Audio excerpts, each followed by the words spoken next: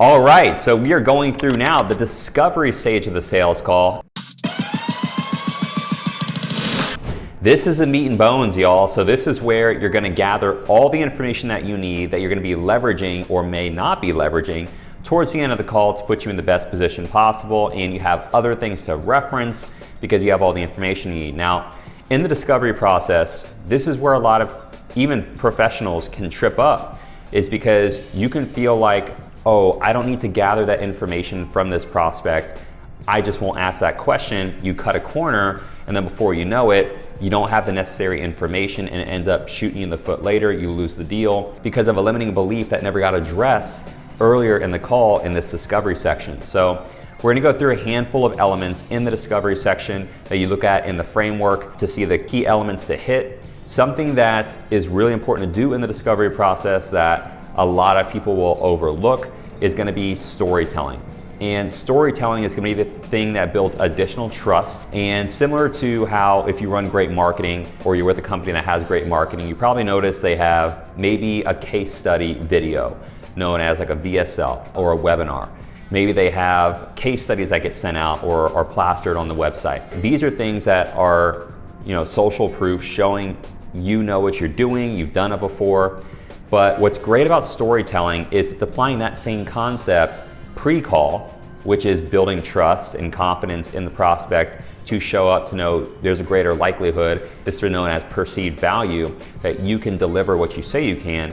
But inside of the sales call, it's so powerful because you can paint visuals, and creating that imagery is going to be huge for getting people to live in the reality because they can feel it and see it. It takes something that isn't tangible and essentially makes it tangible in their mind. So the more detail, the better.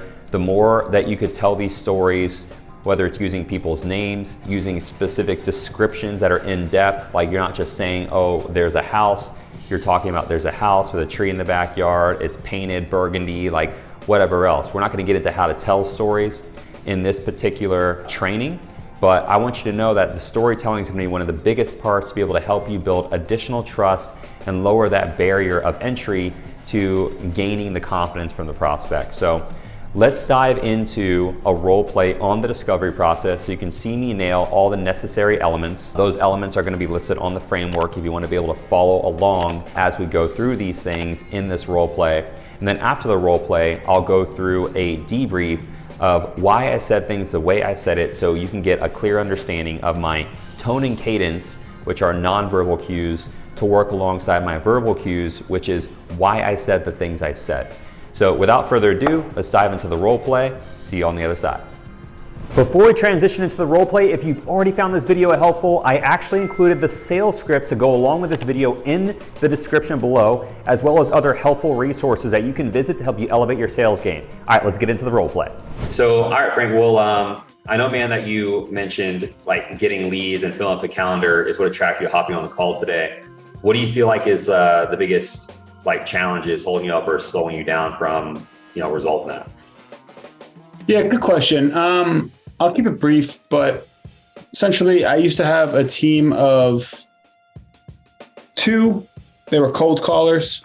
They used to call on small businesses and pretty much pitch them on sales training. I'm a sales coach, so I train small businesses or entrepreneurs or employees of small businesses on pretty much increasing conversion rate.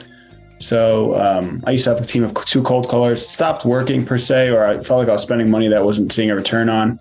I'm not in the business of wanting to do any cold outreach myself. I'm not really looking to hire another team. So I was kind of looking to see what I could do in terms of getting more calls on my calendar so that I can close more deals using the skill set that I teach other people how to do and make some more money. So that's why I'm here. Okay, perfect. Anything else? No. Okay, sweet. That's it. Yeah. Okay, so you have the 2 cold callers. What else have you done so far to address that? So I teamed the 2 cold callers. I've I clicked on about every opt-in page you could think of in terms of downloading the magic cold script or the magic LinkedIn automation. whatever it is. And maybe it was because I didn't actually take the time to learn it and set it up the right way, or maybe it was because it just doesn't work. But I didn't find too much success in that. I know paid ads, I know that if you do it the right way and you maximize your lead flow, you will see a return on that. Yeah. I'd like to kind of see, put my money where my mouth is, in the sense where I teach sales training. If I have a lead coming through a paid ad and I know they're interested, I'm sure I can lock them down. So I kind of wanted to explore what that looked like and, hear you guys out on if you guys are confident in it as well. Cool. Yeah, man, I heard good things about you guys over there at the sales agency. So I would imagine if you had a good quality amount of traffic, it'd work out pretty well for you. But at what point did you determine the lead flow was a problem? Was it like recently, or is it like when you first started getting the cold callers? Like, at what point did you determine it was a problem? How long ago? Yeah, good question. Never thought about it that way. I feel like I've always thought it's been a lingering issue.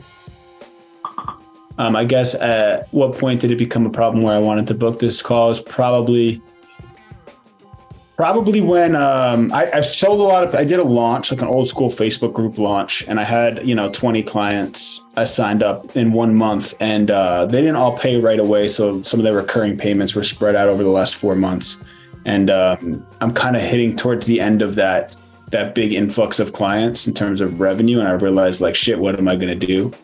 I need to pack the calendar, and client work kind of went down, and I'm just kind of sitting here twiddling my thumbs, and that's kind of when I realized, like, let's do something about this before we, lose more money. Yeah, hell yeah, we understand that, dude. It sounds so similar to something we went through a couple of years ago.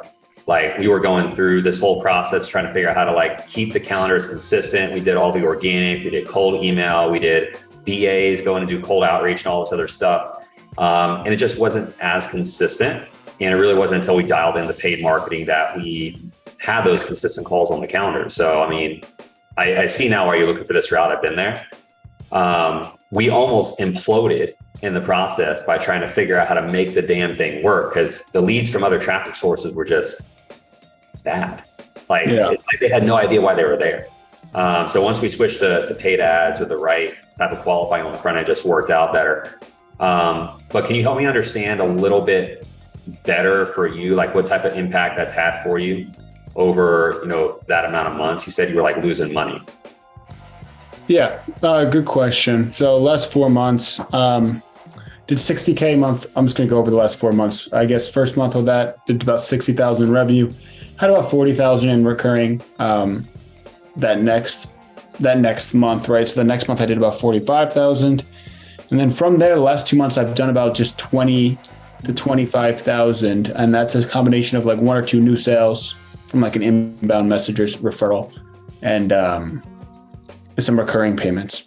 So this month I'm pacing, I'll probably finish around 20-ish thousand, but next month looking really slow. And I've realized that, I got to stop relying on word of mouth launches and referrals, and maybe I could try to figure out this cold traffic thing. I mean, that's one way to learn you got to. So, yeah.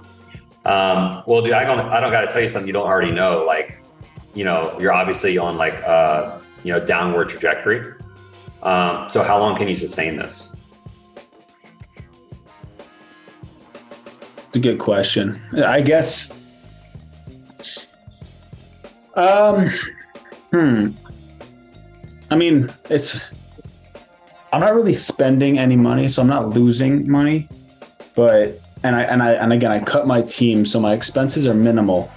So, in terms of, it's less about, me needing it. The money's nice, but it's more about like, I can't mentally sustain sitting in the same spot and not growing, teaching what I teach other people. I feel like I'm not practicing what I preach, and it doesn't sit well with me. So how long can I sustain it? I mean, yesterday I should have solved the problem. So I'm hungry, and it's not a money thing. It's more of a, I'm here teaching people how to do something, and I'm not willing to do it myself. Cool. Yeah, it makes sense. So one more time, can you walk me through your current process? Do you still have the 2 cold callers? You're doing anything different now? No, right now it's pretty much just word of mouth referrals. I'll get some inbound messages on my Facebook group. 1 or 2 good, maybe three sales a month that way. Not doing any type of cold outreach. I mean, I downloaded that stuff. It's just something that I don't want to associate myself with. And I see a lot of people seeing success with funnels and paid ads and stuff, but I have not dabbled. So right now it's just word of mouth referrals. Okay, sweet. So if we were to do something together, and I'm going to walk you through how this process works and how we go about it.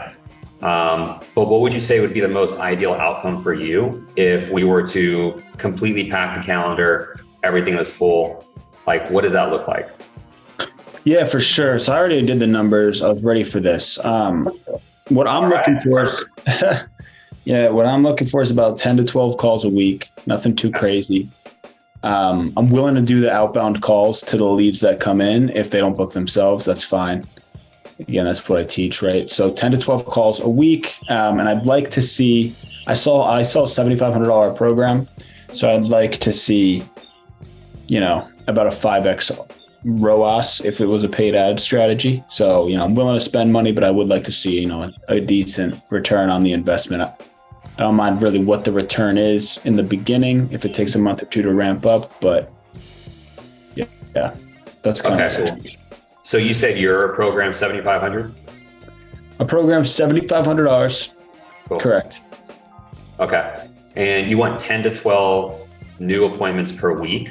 Is that how much you can handle right now? Like, that's your open capacity? Correct. I mean, I could probably clear a couple more things and take some more calls, but if I can get 10 to 12, I'll be a very happy client. Okay, killer. I'm just going to do round math, right? Because I don't have a calculator in front of me, but if we were to hit the 12 a week, what's your show rate right now? It's probably what you guys call a smoke screen, because word of mouth referrals, but it's about 90%. Yeah, 100%. Look, I say I'll let you know before we continue, like if you do switch to cold traffic, like it's absolutely going to be lower. It's typically going to be more around like 60, 70% when done well. Yeah. Can you live with that, knowing that? Yeah, I expected that. So that makes sense. Let's play worst case scenario here just for the sake of conversation. But if we got 12 a week and we're hitting 60% show rate, that's going to be like roughly 6 show up a week roughly. So if we do that 4 weeks in a row, that's 24 shows. Do you know what your close percentage is on the referrals? About 70. Okay. To play it safe for you, man, because you've never done cold traffic, and you know your product better than anyone because you're the one selling it, right? You're doing everything right now. I got one assistant. That's it. Okay, so if that's the case, like let's just do a lower number of 20% close rate, just for the sake of like, again, playing it safe. So that's going to be you closing 20% of roughly those 24 calls. Okay, so that's roughly, again, let's lowball, that's 4 deals a month times 7,500. So you'd be looking at an average of 30 grand coming from that scenario. So I'm just curious, how'd you come up with that number? Like, why would it be 12 appointments a week for 30 grand? Is there like, what's the significance of that for you? It's a good question. I'm going to be honest with you. Didn't put too much thought into it. I just figured, 10 calls a week, I can get about 8 of them. 8 of them to show up, close about 2 of them. I'd be sitting at the kind of the revenue that I'd be looking to sit at without scaling things any further or breaking anything or working extremely long hours. So it just kind of felt good, Okay, cool. Yeah, I mean, there's a likelihood it can be more than 30 grand in a month, but anytime that we do something with somebody, I just want to set a lower expectation. So this way, all we can do is like swing for the fences after that. So it'd be right around 30K. But if we were to do something, at what point do you determine something isn't working? When you do something with somebody and buy some? It's a good question. I guess it comes down to the money or the result. I mean, I know ultimately with what you guys are selling me, I would be responsible for actually turning it into dollars. But I guess, expectations and lack of expectations being met. So I'm expecting sales calls. If sales calls don't happen, I'd probably consider that a loss. Okay. Sales calls. Easy enough. So your measuring stick for success would be sales calls. What would you justify as a win? Would it be that 30 grand? Would it have to be higher? Or is it like the 5X? Like that's your minimum? No, if I'm seeing a return and I feel that there's momentum in the sense of like, it's really not about the money, the monetary return. If there's deals on the table that could have been closed and I'm not closing them, I'm going to blame myself for that. I'll probably be a good client in that sense. But I just want to be able to feel like there's momentum and there's opportunity in front of me that could be closed, if not now, later, and be able to build a pipeline, all of that good stuff, and kind of, just kind of feel. That's a good question, but just really momentum, right? So if I, feel it's working, I'll be happy. Okay, cool. Well, man, in that case, I feel like I understand your situation. So before I break down my suggestions on our approach for like this particular scenario you got going on, do you feel like there's anything else I should be made aware of that could, like hold us up or slow us down from providing the right support for you? No, I guess the question would be like, if you were in my shoes, do you recommend I would bring a team member on to help me with these leads, or would it be something that one person could handle, especially if I'm, trained in sales? That's a great question. What I want to do is, as I go through how what we do and our deliverables are going to be able to support you and what you're looking for, I want to provide some insight with that as we go through that. Okay, cool. Fair enough? Sure. Yeah, that's good. All right, sweet.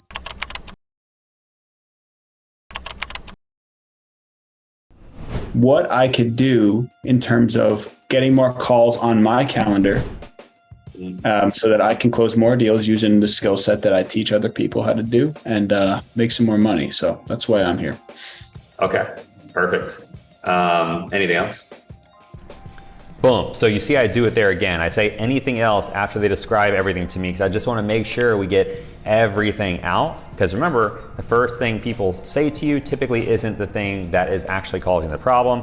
Never take anything for face value. So you notice I do that with every bit of information someone gives me. I'm always trying to confirm that info and then say anything else to see what else maybe I missed, or maybe they didn't realize.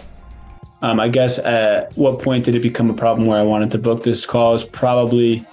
This is so important to be able to get where it started. A lot of people want to get these timelines on how long has this been a problem, and they'll get this range, but if we don't know what caused the problem, there's not going to be as much pain associated with the response, similar to like if you went on a date and something didn't go well, and that's why you wanted to get a dating coach. If you said that happened like 6 months ago, I've been wanting to get a dating coach 6 months ago. It's not the same as saying, yeah, I didn't have any money on my date, so I had to go wash dishes and that girl never wanted to see me again because that's the only way I could pay for the dinner. And whatever the crazy story is, right? When you have to actually tell the story again, it's going to surface the real pain. And now you have the timeline plus the trigger. That trigger is what we want to be able to leverage. Remember, when the emotion is high, we can create that emotion by just making sure that we can have them relive what the trauma was that caused this incident to want to take place to solve. What made them want to solve it, okay?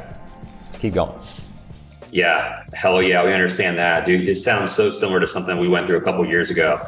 Like we were going through this whole process trying to figure out how to Okay, what I'm doing right now, and you're gonna notice like the first thing I do is acknowledge always, right? Like anytime somebody says something, always acknowledge what they said. It helps them feel more heard.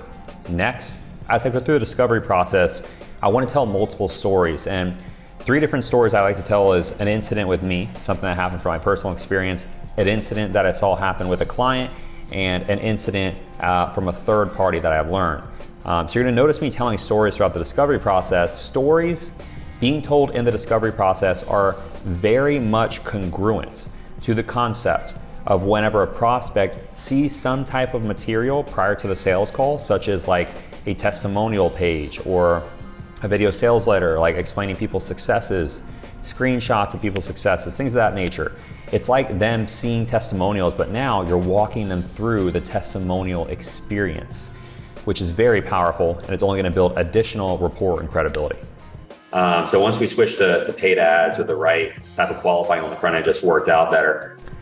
So that's another very powerful thing you wanna do. Reference things that the prospect is already familiar with. This is another really easy way to build trust.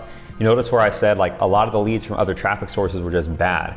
And that's an experience that they have experienced before where they've done a bunch of stuff, it didn't work. They know that the lead quality wasn't good. I mean, they were probably doing something wrong. or maybe not, but that was their experience. So now you're relating to them and they get it, so they want to listen to what else you did to make the thing work. Did 60K a month. I'm just going to go over the last 4 months. Okay, that in my opinion was a less great way to say that. Anytime that we reference a duration of time, we always want to use the exact number to make sure that the message stays the same. And it also just kind of increases the pain, knowing like this has been happening for this long and you want to keep reiterating that. So I said last few months, I should have used an exact number of what that was. Very important to make sure you do that throughout the entire call. That next month, right? So the next month I did about 45,000.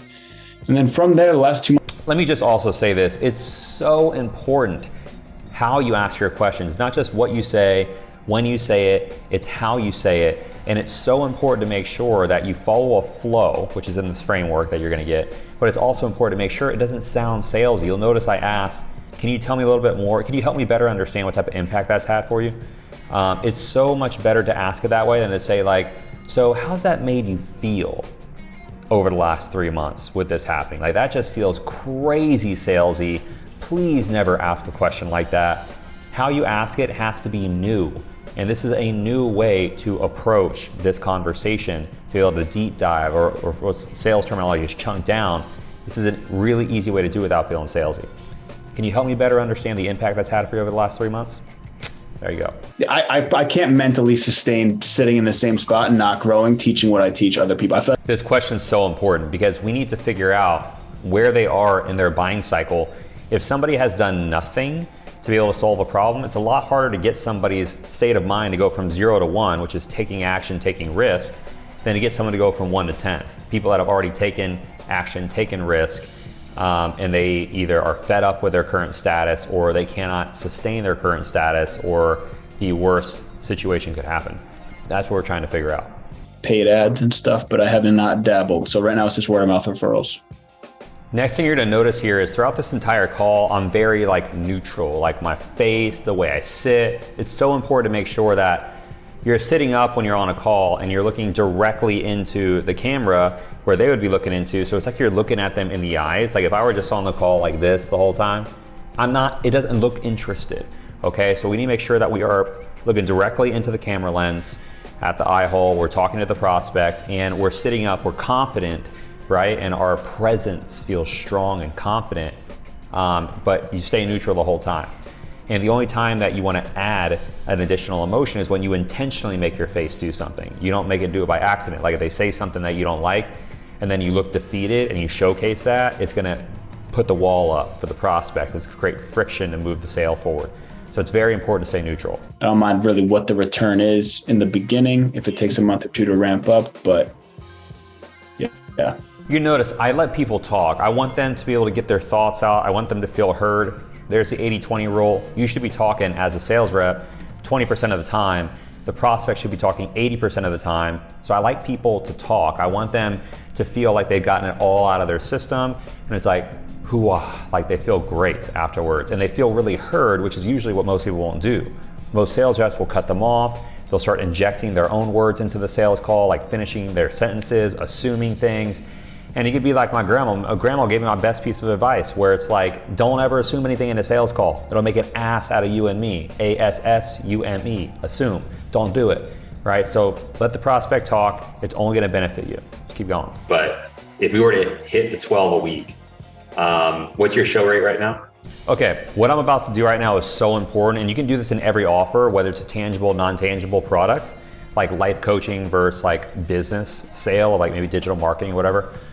It's very important to make sure that you quantify the upside, which is like if your ideal opportunity took place and you now have that ideal outcome, what is it worth? But you don't want to say it that way because that's salesy. A lot of people, sales reps, will say it that way, and please don't be one of them because you're probably going to get hung up on or lose the deal. Do not say things like, so what is that worth to you?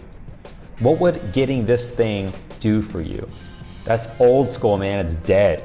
Okay? We have to be able to say it differently. All right, so this is how you quantify the upside. Very important. It's referred to as creating a gap in sales terminology. If you can notice the upside of acquiring the ideal outcomes, $1 million upside, and you're selling a $5,000 product, it makes it pretty easy to be able to justify that type of opportunity. And then we'll get into quantifying downside as well later in the call. Let's play worst case scenario here. This is also super important too. If you ever know that there's gonna be something in your process that maybe is a deterrent, right? Because maybe it requires a little extra effort from the prospect, or maybe it feels uneasy, or maybe it's new to the prospect. It's very important to make sure that you get their agreement, this is referred to as a tie down in a sales call, that they are okay with a thing that would normally deter people at the end of the call if they have too much time to think about it. Get them to say they're cool with it up front, and then you won't have to deal with it later. So I'm just curious, how'd you come up with that number? Like, why would it be 12? So important to figure out. If somebody drops you a number throughout the sales call, by the way, you can use this anything in life. I was using this buying a car a couple months ago. I'll tell you this, you need to make sure that you understand everything they're saying. There's a saying that goes, seek to understand before you seek to be understood. If somebody throws a number at you, we gotta know the significance of the number. We gotta know how they came up with that number. More times than not, when somebody drops a number like, well, I wanna wait a year to do this, or a month to do this, or here's how much I charge, or here's how much I'm willing to pay, or whatever. More times than not, or here's how much money I wanna make in a year. More times than not, it's arbitrary. It just sounds cool to them. They hear other people talk about it, but it's not reinforcing their own goals. So it's very important to be able to clear that up with them, help them understand that, or to see if it truly is the right number and the reason for it. What would you justify as a win? Would it be that? This is so important, okay? We need to make sure we understand what people justify as a win in the sales call, because you could have 10 people that buy the exact same thing on the exact same expectations, but all of them will determine separately if they actually saw the results or not, even though they all got the same result, because one person wants to focus more on something else and define something else to be a result over something else somebody else saw was a result. So for example, if you were in like a B2B offer, selling a growth offer of some kind, at that point, one person's excited that they saw an increase in their closing percentage, another person's excited that they doubled their appointment setting volume. But they both bought the same thing, both saw the same results, but one person deemed this appointment setting result to be a true result over closing percentage, but the other person felt differently. They valued the closing percentage over the appointment setting. So it's very important to understand what they define as a win, because you could deliver a result for somebody as a company and still lose, because they don't define that thing as the win. Maybe you even experience that. But anyway, very important to get that and hear it from them, not make it up yourself and what you believe should be true. We need their truth, not yours. Okay, so that's the end of this clip. That's the first version of how I'd run a discovery process, everything to really look for in the discovery process. I wanna share with you the second version of the discovery process, which we'll do in the next video. Hey, thanks for watching all the way through. I hope this video was helpful for you. You know, I make these videos to help everyone elevate their sales game, make more commissions, and generate record-breaking sales months of revenue. And just do me a quick favor, just go down, like the video, drop a comment of what your biggest takeaway was, and subscribe to my channel. And if you have a friend that's struggling in sales, you feel like this would help them, share the video. I wanted to drop a few more resources for you in the comments. If you do not already have my sales script on what we went over with this video, go down below in the comments. You can download it completely for free. And I also included a handful of other resources, some free, some paid, but this way you can accelerate your sales game even faster beyond what you are just watching these videos. So anyway, I'm hyped. Hope this helps you close more deals, and I'll see you on the next one.